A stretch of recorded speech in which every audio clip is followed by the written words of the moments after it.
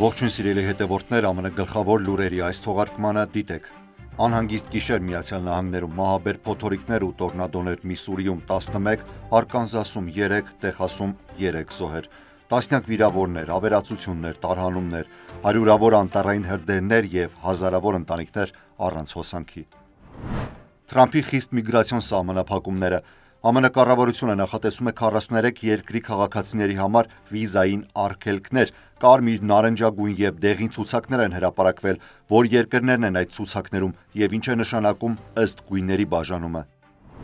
Թրամփի առաջին ռազմական հարվածները և զգուշացում Իրանին։ ԱՄՆ-ը հարվածել է Եմենի մայրաքաղաք Սանային թիրախավորելով Հութի ապստամբներին։ Թրամփը սպառնում է նոր գործողություններով, եթե Իրանը չդադարեցնի աջակցությունը։ Պիտ Դենսը պետք է վաճառի TikTok-ը մինչև ապրիլի սկիզբ, այլապես այն ԱՄՆ-ում կարգելվի։ Թրամփը դեռևս բաց է երկարաձգման տարբերակի համար։ Ամերիկյան գործարք հանցախմբերի դեմ։ ԱՄՆ-ը վճարում է $6 միլիոն Էլ Սալվադորին վենեսուելական Տրեն դե Արագուա հանցախմբի անդամներին տեղափոխելու և 1 տարի պահելու համար։ Թիրախում մոտարերկրյա ուսանողներն են։ Պաղեստինի աջակցության ցույցերի մասնակիցները բախվում են վիզաների չեղարկման ու արտաքսման։ Կոլումբիայի համալսարանում ստեղծվել է լարված մթնոլորտ։ Թրամփի վարչակազմը սահմանափակումներ է կիրառում Ամերիկայի ձայնի, Եվրոպայի ազատության ռադիոյի և այլ միջազգային լրատվամիջոցների նկատմամբ։ Ես Հարություն Մինասյանն եմ, շնորհակալ եմ մշտապես հետևելու, դրական խոսքեր փոխանցելու համար։ Խնդրանքս է լինել ավելի ակտիվ նյութերը հավանելու և բաժանորդագրվելու փոքրիկ, բայց մեզ համար անչափ կարևոր գործողություններում։ Եվ այսպես, ԱՄՆ-ի տարբեր հատվածներում պատուհասած հզոր փոթորիկներն ու տորնադոները մահացու և ավերիչ են եղել, հանգեցնելով առնվազն 17 մահվան և հարյուրավոր տների ոչնչացման։ Միսուրիում, որտեղ տորնադոները գրանցվել են գիշերը, առնվազն 11 մարդ է զոհվել։ Միսուրիի նահանգային ճանապարհային ոստիկանության տվյալներով բազմաթիվ մարդիկ տուժել են ավտովթարների արդյունքում ու հոսպիտալացվել։ Արկանզասի իշխանությունները հայտնել են, որ 3 մարդ է մահացել Ինդիփենդենս շրջանում, ևս 29 վիրավորվել է նահանգի տարբեր 8 շրջաններում։ Նահանգը հայտարարել է արտակարգ դրություն։ Տեխասի Պանհենդլ շրջանում 3 մարդ է մահացել ճանապարհատրանսպորտային պատահարների հետևանքով փոշու փոթորիկի ժամանակ։ Հզոր փոթորիկային համակարգը, որը շարունակում է տարածվել, առաջացրել է ուժգին քամիներ, փոշու փոթորիկներ ու ավելի քան 100 անտառային հրդեհներ։ Օկլահոմայում հայտարարվել է զանգվածային տարհանում, քանի որ նահանգի տարբեր վայրերում 130 հրդեհ է գրանցված։ Օկլահոմայի նահանգապետ Քևին Սթիթը հայտնել է, որ արդեն այրվել է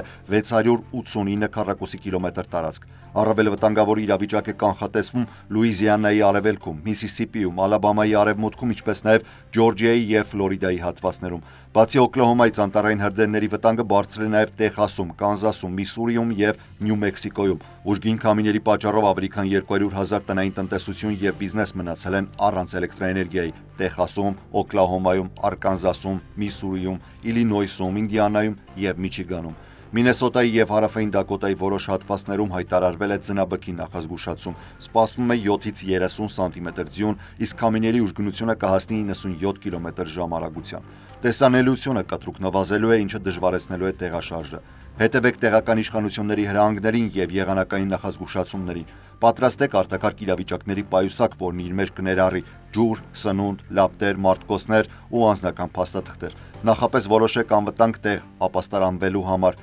նկուղ, ամուր կառուցվածքով սենյակ կամ պաշտոնապես հաստատված ապաստարան։ Եթե ճանապարհին եք, գտեք անվտանգ կացարան։ Այս փոթորիկային համակարգը կարող է լուրջ հետևանքներ ունենալ միլիոնավոր մարդկանց համար՝ կործանարար քամիներով, հզոր տորնադոներով և մոլեգնող կարկտահարություններով։ Տեղեկացված եղեք, զգոն մնացեք և պատրաստ եղեք։ Նախագահ Դոնալդ Թրամփը պատրաստվում է խիստ ճանապարհորդական սահմանափակումներ կիրառել 43 երկրների քաղաքացիների նկատմամբ, ընդլայնելով վարչակազմի խիստ ներգաղթային քաղաքականությունը։ Ներքին փաստաթղթերը ցույց են տալիս, որ այս երկրները բաժանվել են 3 խմբի՝ կարմիր, նարնջագույն և դեղին։ Կարմիր ցուցակում գտնվող 11 երկրների քաղաքացիներին ամբողջությամբ կարգելվի մուտք գործել ԱՄՆ։ Դրանց թվում են Աֆղանստանը, Կուբան, Իրանը, Սիրիան, Վենեսուելան։ Նարնջագույն ցուցակի 10 երկրների մեջ են նաև Բելառուսը, Ռուսաստանը, Պակիստանը, Հայիթին և Թուրքմենստանը։ Այս երկրների քաղաքացիներին զբոսաշրջային, ուսանողական կամ ներգաղթային վիզա գրեթե չի տրվելու։ Բիզնես դասի ուղևորները կարող են ստանալ արտոնություն, սակայն նրանց համար պարտադիր կլինի անձնական հարցազրույց անցնել դեսպանատանը։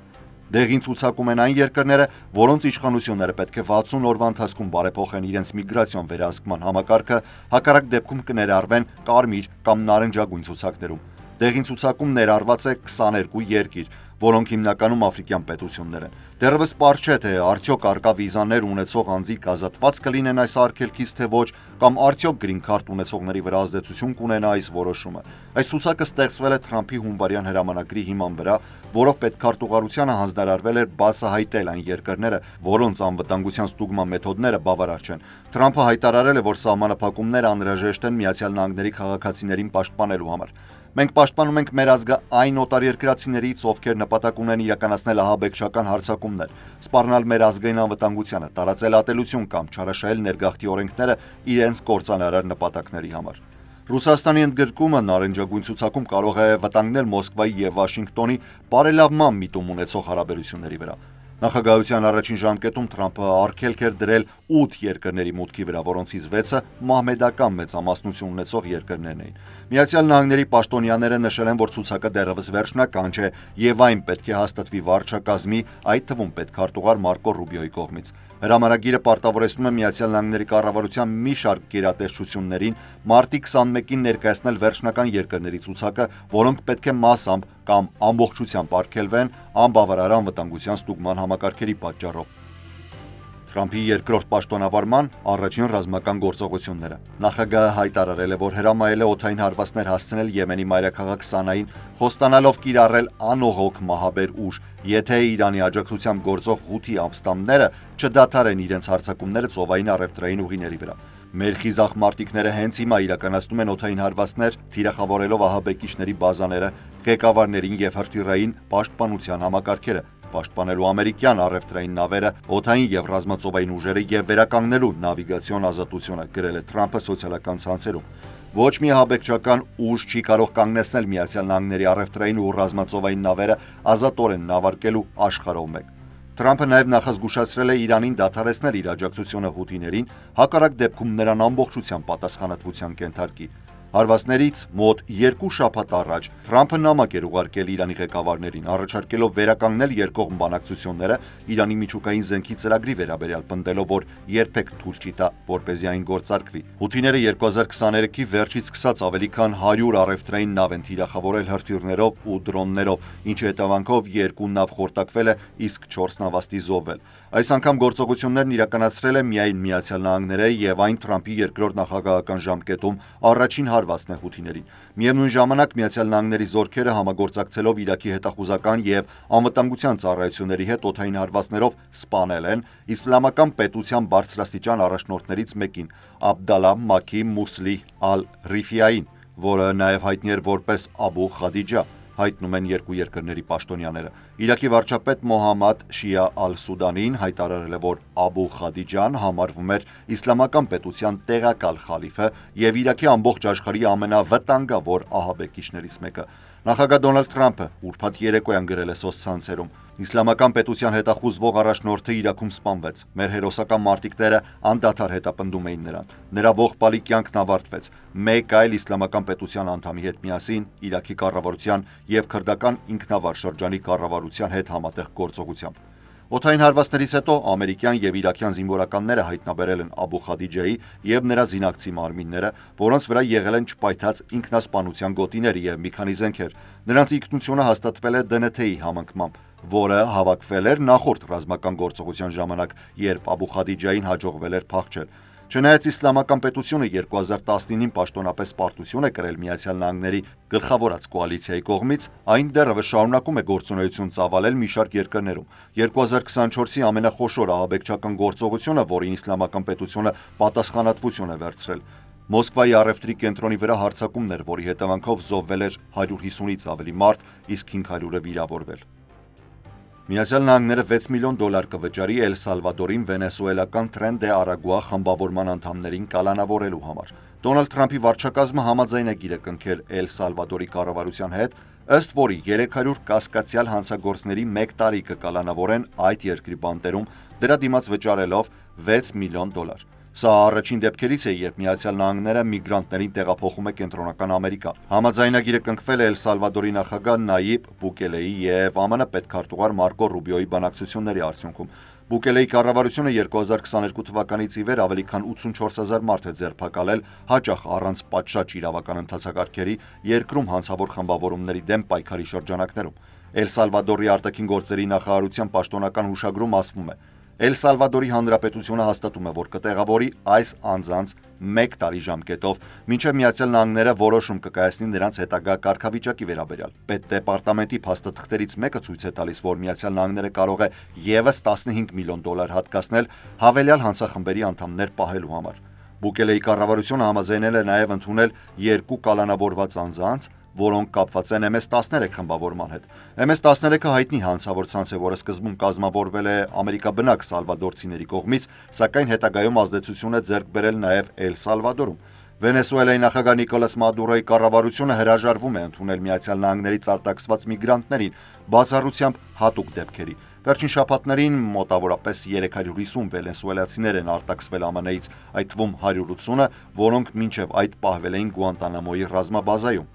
By invoking the Alien Enemies Act of 1798 1798 թվականին ընդունված օտար թշնամիների մասին օրենքի կիրառմամբ ես կհրահանգեմ մեր կառավարությանը օգտագործել դաշնային եւ նահանգային իրավապահ մարմինների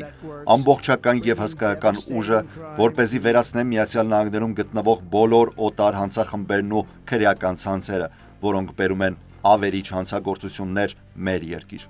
Սա Դոնալդ Թրամփի կոնգրեսում ելույթից մի հատված է, որից նոր սկանդալի հոտ է գալիս։ Դաշնային դատավորը այսօր ժամանակավոր կարգադրությամբ արգելափակել է Թրամփի վարչակազմի փորձերը կիրառելու 1798 թվականին ընդունված օտար թշնամիների մասին օրենքը 5 վենեսուելացիների արտաքսման համար։ Ինչ է օտար թշնամիների մասին օրենքը եւ ինչպես է այն օգտագործվում։ 1798 թվականին ընդունված օրենքը վերջին անգամ կիրառվել է երկրորդ աշխարհամարտի ժամանակ, երբ ճապոնական ծագում ունեցող ամերիկացիներին տեղահանել են կամ փակել ճամբարներում։ Թրամփը հայտարարել է, որ մտադիր է կիրառել այս օրենքը, որպեսզի վենեսուելական Թրենդե Արագուա հանցախումբը որակվի որպես օտար երկրյա թշնամական ներխուժում։ Հնարավորություն ստանա արտաքսել երկրում գտնվող ցանկացած վենեսուելացու անկախ փաստերից։ Այս քայլի դեմ Միացյալ Նահանգների քաղաքացիական ազատությունների միությունը եւ Democracy Forward-ը դատական հայց են ներկայացրել Վաշինգտոնի դաշնային դատարանում։ Դատարանի վճռով 5 վենեսուելացիների արտաքսումը դադարեցվում է 14 օրով։ Դատավոր Ջեյմս Բոասբերգը նշել է, որ որոշումը ստատուս քվոն պահելու համար է։ Դատարանի որոշումից ժամեր անց Թրամփի վարչակազմը անմիջապես բողոքարկել է արգելքը, պնդելով, որ դատարանը չի կարող արգելափակել նախագահի հրամանը, մինչև այն պաշտոնապես հայտարարվի։ Այս որոշումը իրականում վտանգում է ազգային անվտանգությունը, քանի որ եթե դատարանները կարողանան կասեցնել նախագահական հրամանները միայն դատական հայտ ստանալով, ապա կխոչընդոտվի առանցքային ռազմական գործողությունները, կդժվարանան հետախուզական գործողությունները, կբարթանա ահաբեկիչների ձերբակալությունը եւ արտահանձնումը, ավելի պարզ հասկանալու համար։ Օրենքը պահանջում է պատերազմի պաշտոնական հայտարարություն, ինչը չկա։ Օրենքը նախկինում չի կիրառվել խաղաղ պայմաններում, ուստի Թրամփի այս նախաձեռնությունը կարող է առաջացնել լայնածավալ իրավական մարտահրավերներ։ Իրավապաշտպան կազմակերպությունները պնդում են, որ սա խախտում է վենեսուելացիների իրավունքները, քանի որ նրանց արտաքսումը կատարվում է առանց անհատական հիմքերի ուսումնասիրության։ Այս որոշումը ըստ իրավաբանների կարող է ստեղծել պատմական նախադեպ նախագահի արտակարգ լիազորությունների սահմանափակման հարցում։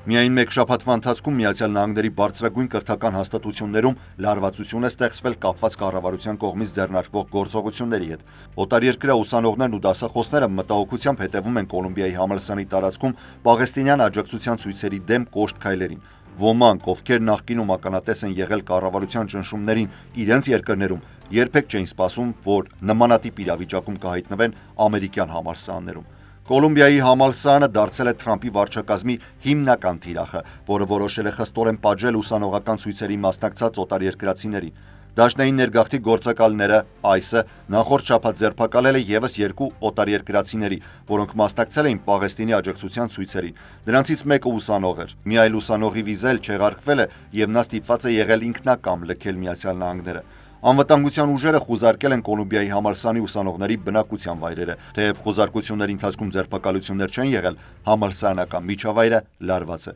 Գործող հանրապետական պաշտոնյաները զգուշացրել են, որ սա դեռևս սկիզբն է եւ առաջիկա օրերին ավելի շատ ուսանողական վիզաներ են չեղարկվելու։ Կոլումբիայի համալսարանի լրագրության ֆակուլտետը հայտարարություն է տարածել, նշելով, որ անհանգստացնող լռություն է տիրում օտարերկրյա ուսանողների շրջանում։ Մեր միջազգային ուսանողները սկսել են վախենալ դասերի ներկայանալուց եւ համալսարանում անցկացվող միջոցառումներին մասնակցելուց, նշված է ֆակուլտետի հայտարարության մեջ։ Ոչ միայն Կոլումբիայում, այլև ամբողջ երկրում միջազգային ուսանողներն ու դասախոսները վախենում են արտահայտել իրենց կարծիքը, որպեսզի դա չդառնա իրենց արտաքսման պատճառը։ Կալիֆոռնիայի համալսարանի իրավագիտության պրոֆեսոր Վինա Դուբալը նշել է, որ անգամ արտասահմանցի դասախոսներն են խուսափում հրապարակային քննարկումներից, գիտական հետազոտություններից եւ նույնիսկ ակադեմիական ամսագրերում հոդվածներ հրապարակելուց։ Կոլումբիայի համալսարանում ցույցերի մասնակիցները պնդում են, որ Իսրայելի քաղաքականությունը քննադատելը եւ պաղեստինցիների իրավունքները պաշտպանելը դա հակասեմիտիզմ չէ։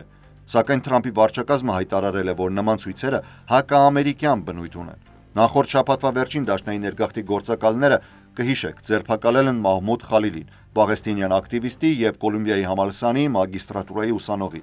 Խալիլը ուղղակի ուսանող չէ, որին կարող են արտաքսել, այլ Խալիլը դարձել է համընդհանուր անուն։ Օրինակ, թե ինչ կարող է լինել բազմաթիվ ուսանողների հետ, որոնք իրենց հայրենիքում կատարվող ապօրինի գործողությունների համար կարող են քաղաքական ենթատեքստ ունեցող ցույցերի մասնակցել։ ԱՄՆ-ի որոշ համալսարաններ, այդ թվում Կալիֆոռնիայի համալսարանը, իրենց կայքերում տեղադրել են տեղեկատվություն, որտեղ ուսանողներին հորդորում են զգուշությամբ մոտենալ իրենց արտահայտություններին։ Առաջին դատական հաղթանակը։ Վերաքննիչ դատարանը վերացրել է արգելքը, որը արգելափակում էր Թրամփի գործադիր հրամանները, որոնց նպատակն էր դադարեցնել պետական աջակցությունը բազմազանության, հավասարության եւ ներառականության DEI ծրագրերին։ Այս որոշումը մեծ հաղթանակ է Թրամփի վարչակազմի համար, որը վերջին ամիսներին մի շարք դատական պարտություններ է կրում։ Որոշման մանրամասները։ 3 դատավորներից կազմված վերաքննիչ պալատը թույլ է տվել գործադիր հրամանների կիրարկումը, քանի դեռ դատական գործընթացը շարունակվում է։ Դատավորները կասեցրել են Մերիլենդ նահանգի Բալտիմոր քաղաքի շրջանային դատավոր Ադամ Աբելսոնի կողմից ընդունված որոշումը, որը ժամանակավորապես հակառակ արգելքն էր դնում հրամանի վրա ամբողջ երկրում։ Վերաքննիչ դատարանի 2 դատավորները, որոնք նշանակվել էին Բարակ Օբամայի կողմից, նշել են, որ Թրամփի հակա-DEI քաղաքականությունը կարող է առաջացնել առաջին լրացման, խոսքի ազատության հետ կապված հարցեր, սակայն նրանք գտել են, որ շրջանային դատավորի որոշումը չափազանց կտրուկ է եղել։ Թրամփը երկրորդ պաշտոնավարման առաջին օրվա ընթացքում ստորագրեց գործադիր հրաման, որը պահանջում էր դաշտային գործակալություններից դադարեցնել բոլոր հավասարությանն առնչվող դրամաշնորհներն ու պայմանագրերը։ Մյուս հրամանը պարտադրում էր, որ դաշտային պայմանագրեր կնքող ընկերությունները հավաստեն, որ նրանք չեն խթանում DEI ծրագրեր։ DEI ծրագրերը երկար տարիներ եղել են հանրապետականների քննադատության կենտրոնում, որոնք պնդում էին, որ դրանք խախտում են կարողությունների վրա հիմնված աշխատանքի ընդունման, առաջխաղացման եւ կրթական հնարավորությունները սպիտակամորթ ամերիկացիների համար։ Մյուս կողմից ծրագրերի կողմնակիցներն էլ պնդում են, որ դրանք անհրաժեշտ են հասարակության աճող բազմազանության կարիքները բավարարելու համար եւ համակարգային ռասիզմի երկարատև հետևանքները հաղթահարելու համար։ Թե վերաքննիչ դատարանը վերացրեց հրամանի արգելքը, դատական պայքարը դեռևս շարունակվում է։ Հաջորդ փուլում հնարավոր է, որ հայցը հասնի անգամ Գերագույն դատարան։ Երեք Վաշինգտոնից հեռանալի Սենատի դեմոկրատները հիասթափված էին։ Վերջին 10 շաբաթների ընթացքում նրանք անընդհատ բախվում են իրենց ուժի սահմանափակումներին որպես փոքրամասնություն, ինչը հասել է կուլմինացիայի Դոնալդ Թրամփի վարչակազմին հակազդելու ձևի շուրջ խորացող տարաձայնություններով։ Հանրապետականների կողմից առաջարկված ծախսերի մասին օրինագիծն ընդունելը նշանակում էր Թրամփին տալ լայնածավալ ֆինանսական վերահսկողություն, որը սովորաբար պատկանում է Կոնգրեսին։ Սակայն օրինագծի դեմ քվեարկելն ու կառավարության փակումը թույլ կտար Թրամփին օգտվել իրավիճակից ու ավելի մեծ վնաս հասցնել պետական հաստատություններին։ Սենատի դեմոկրատական առաջնորդ Չակ Շումերը որոշեց աջակցել օրինագծին, ապահովելով դրա ընդունումը, ինչը բուռն բողոքներ առաջացրեց։ Ներկայացուցիչների պալատի դեմոկրատները հակադրվեցին Շումերին, այդ թվում Հաքիմ Ջեֆրիսը։ Նրանք հայտարարեցին, որ չեն աջակցի օրինագծին եւ չեն ցանկանա հանդուրժող լինել Թրամփի քաղաքականության նկատմամբ։ Սենատոր Էլիզաբեթ Ուորենը, որը դեմ էր օրինագծին, հրաժարվեց պատասխանել, երբ լրագրողները հարցրեցին, արդյոք դեռևս վստահություն ունի Շումերի նկատմամբ։ Սենատոր Գերի Փիթերսը, որը կողմ էր քվեարկել, նշել է, որ Շումերը ցույց է տալիս առաջնորդություն, ընդունելով այս դժվարին պահին կարևոր որոշում։ Այս ընթացքում հանրապետականները շարունակում են ամբողջապես վերահսկել օրակարգը։ Թրամփի վարչակազմը արագորեն հաստատում է իր բոլոր նախարարների թեկնածուները, դեմոկրատներին հնարավորություն չտալով արգելափակել նույնիսկ այն պաշտոնյաներին, որոնց համարում էին ծայրահեղական։ Պաշտպանության նախարար Փեթ Հեքսեթը, առողջապահության նախարար Ռոբերտ Քենեդի կրտսերը հաստատվեցին թեթև ընդդիմության պայմաններում։ Սենատի ապագա ընտրություններն ավելի բարդացան դեմոկրատների համար, քանի որ 3 նահանգներից առաջատար դեմոկրատ սենատորներ, այդ թվում Ջին Շահինը Նյու Հեմփշիրից, հայտարարեցին իրենց հրաժարականի մասին։ Սենատի փակ դռների հետևում քննարկումներն ավելի ու ավելի լարված էին։ Դեմոկրատները հազվադեպ էին կանգ առնում լրագրողների հետ խոսելու համար, փորձելով խուսափել հակասություններից։ Չնայած ներհամակարգային պայքարին, Շումերը վստահեցրեց, որ դեմոկրատները շարունակելու են Թրամփի տնտեսական քաղաքականությունը կասկածի տակ դնել։ Հաջորդ շաբաթներում միայն կերևա, թե դեմոկրատները կարողացել են վերագտնել միասնականությունը, թե կուսակցության ներսում պառակտումը այդուամենայնիվ էլ ավելի է խորացել։ Դոնալդ Թրամփի վարչակազմն այսօր սկսել է խորքային կրճատումներ իրականացնել պետական լրատվամիջոցներում, ներառյալ Voice of America-ն եւ այլ պրոդեմոկրատական ծրագրեր։ Մամուլի ազատության պաշտպանության կազմակերպությունները պնդում են, որ Voice of America-ի բոլոր աշխատակիցները վճարովի հարկադիր արձակուրդի մեջ են։ Ուրբաթ գիշեր Կոնգրեսի նոր ֆինանսավորման օրինագիծն ընդունվելուց անմիջապես հետո Թրամփը հրանգել է պետական մի քանի գործակալությունների գործունեությունը հասցնել օրենքով թույլատրելի նվազագույնի։ Այս կրճատումների տակ հայտնվել են ԱՄՆ գլոբալ մեդիայի գործակալությունը, որը ղեկավարում է Voice of America-ն, Radio Free Europe-ը, Radio Free Asia-ն, Radio Martin-ը, որը հաղորդումներ է ուղարկում Կուբայի լսարանին։ Ինչու է սա կարևոր? Voice of America-ն եւ նրա գործընկեր լրատվամիջոցները հաղորդումներ են պատրաստում եւ ուղարկում ամբողջ աշխարհին, ներառյալ Չինաստան, Հյուսիսային Կորեա, Ռուսաստան եւ այլ ավտորիտար երկրներ։ Այս ցանցերը հասնում են մոտ 427 միլիոն մարդու եւ գործել են սառը պատերազմի տարիներից ի վեր որպես ամերիկյան ազդեցության եւ հակաավտորիտար քարոզչության գործիք։ Թրամփի այս քայլը հակասում է Կոնգրեսի կողմից սահմանված օրենքներին, քանի որ 2020 թվականին ընդունված օրենքը սահմանափակում է նախագահի նշանակած ղեկավարների լիազորությունները այս գործակալության նկատմամբ։ Սա կարող է հանգեցնել անգամ սահմանադրական դատարանի միջամտությանը, որը մինչև այս լռում է, քանի որ Թրամփը մի քանի այլ դեպքում արդեն անտեսել է Կոնգրեսի սահմանած սահմանափակումները։ Փոխնախագահ Ջեյ Դի Վենսը հույս ունի, որ TikTok-ի գործարքը Միացյալ Նահանգներում կավարտվի մինչև ապրիլի սկիզբ։ Վենսը NBC News-ին տված հարցազրույցում նշել է, որ հավանական է, որ կնքվի բարձր մակարդակի համաձայնագիր, որը կբավարարի Միացյալ Նահանգների ազգային անվտանգության մտահոգությունները, կստեղծի Ամերիկային պատկանող TikTok-ի առանձին կառույց, հանրաճանաչ վիդեո շերինգ հարթակի ապագան հարցականի տակ է այն պահից ի վեր, երբ հունվարի 19-ին ուժի մեջ մտավ օրենքը, որը պահանջում է, որ նրա չինական սեփականատեր ByteDance-ը վաճառի այն, հակառակ դեպքում կբախվի արգելքի։ Սակայն նախագահ Դոնալդ Թրամփը ժամանակավոր հետաձգում էր տրամադրել ստորագրելով գործադիր հրաման, որը գործում է մինչև ապրիլի 5-ը։ Վենսը, ինչպես նաև ազգային անվտանգության խորհրդական Մայք Ուոլցը Թրամփի կողմից նշանակվել են TikTok-ի նոր գնորդ գտնելու համար։ NBC News-ի հաղորդմամբ Վենսը չի նշել, թե որ ընկերություններն են ներառված գնումների բանակցություններում, սակայն ընդգծել է, որ որոշ հարցեր կարող են ձգձգել վերջնական համաձայնությունը։ Նրա խոսքով հիմնական խնդիրներն են նոր համատեղ ձեռնարկության բաժնետերերի բաշխումը եւ ներդրողների, հաճախորդների եւ ծառայությունների պայմանագրերի կազմումը։ Թրամփը նախկինում նշել է, որ TikTok-ի գործարքի վերջնաժամկետը հնարավոր է երկարաձգել, եթե անհրաժեշտ լինի։ Նա նաև առաջարկել է պայմաններ, որոնց համաձայն Միացյալ Նահանգները կունենա 50%-անոց բաժնեմաս TikTok-ի նոր կառույցում։